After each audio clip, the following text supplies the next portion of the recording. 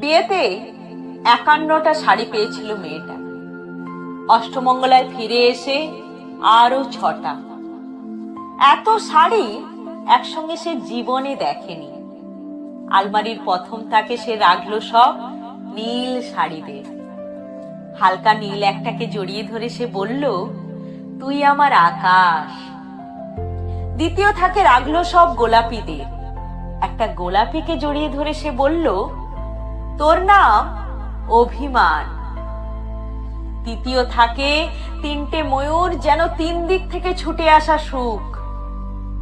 তেজপাতা রং যে শাড়িটার, তার নাম দিল বিষাদ।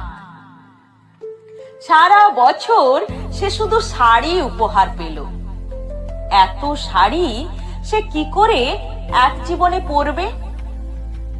কিন্তু বছর যেতে না যেতেই ঘটে গেল সেই ঘটনাটা।